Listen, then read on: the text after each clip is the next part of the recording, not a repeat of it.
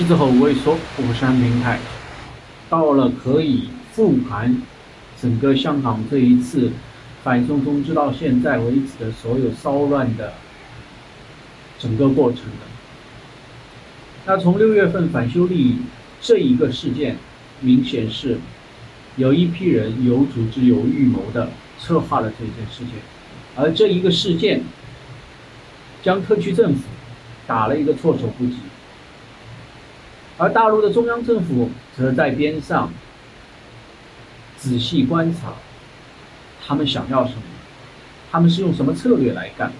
他们用的是什么方式，而整个这个过程让他们在一个斗兽场里面自我表演，他们一直表演到了3月份，而表演到3月份的时候，中国的两会开幕，也决定了整个的方针政策应该怎么处理他们。那这当中大家可以回顾林郑月娥做了几次对市民的交流会，在深圳也开了很多对香港各界人士的恳谈会，而这所有的过程他们都是在做准备，外为3月以后一直到今天应该做什么举措做准备。而这些所谓的民主派反对派用了自己各种各样的能力手段，让今天国安法知道应该对哪些行为做出处罚。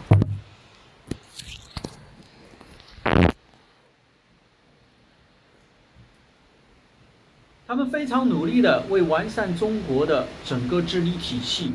而做出自己的表演。那么3月以后继续让他们表演，而表演为什么？表演是让他们觉得自己还有希望。那整个这个过程，我们可以说是请君入瓮式的表演，或者请君入瓮式的解决方式。当一个社会发生问题的时候，你必须让它有宣泄的口，而这个1年的反修例，这1年来的香港的动乱，是在一切尽在掌控中的让他们自我表演，而表演者忘乎所以，不知道自己都在别人俯瞰中的表演，表演的自己都以为自己是个人物了。那么7月1号国安法确立以后，孙子兵法说围城必缺，什么意思呢？就是说当我要一网打尽的时候，一定会让他们在时间上在空间上认为自己有逃脱的可能。现在就是让他们这些人继续表演的又一阶段，让他们看到自己人性有多丑陋。下面我们会看到的是一个个狗咬狗，一个个表忠心的表演开始了。下面会处理谁，其实并不重要，所有的处理是为了香港后面能够有长治久安的发展机会。那我相信李柱铭和陈方安生不会被处理，应该已经有人打好招呼，让他们可以安顿一些了。而有些人真正在做困兽犹斗，而有些人已经开始想要表忠心，想要回头了。在这个时候，谁回头，谁顽固到底，其实根本不重要。重要的是谁想做这个首恶被惩处的对象，其实他们谁都不想。那么在未来1-2个月里面，或者说在未来整个议会选举之前，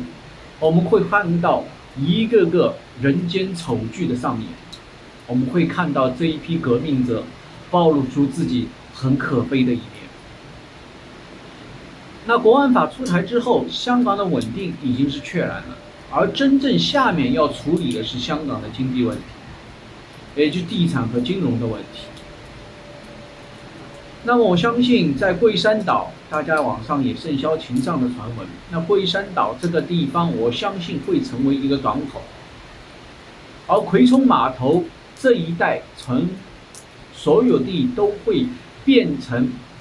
住宅用地，来缓解整个香港人的住房问题。龟山岛作为一个港口，会在我们未来的将来看到。同时，香港也真正成为整个中国这一盘大棋里面的一个棋，它会真正融入到整个大湾区。而这个时候，谁是个叻仔，那些香港孩子就会享受到在未来10年里面给予香港年轻人的机会。这个机会是这个历史给予你们的，能不能抓住是你们自己必须要去考虑的。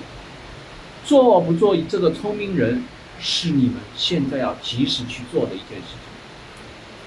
至于黄之锋，其实他的一生已经结束了。有的时候我们看历史非常可悲的是，历史不断在重复，而中间的筹码那个人不断在变换。他的一生已经结束，惩处有多重，要看他下面咬谁，或者他咬的厉害不厉害而已。这一场活话剧会继续上演到议会选举之后。议会选举之后，香港是真正的重新出发、重生之地。最后一句话还是一样，一国两制不会终结，50年之后还会继续下去，因为这是中国的利益所在。狮子吼无畏说，我是安平泰，谢谢大家。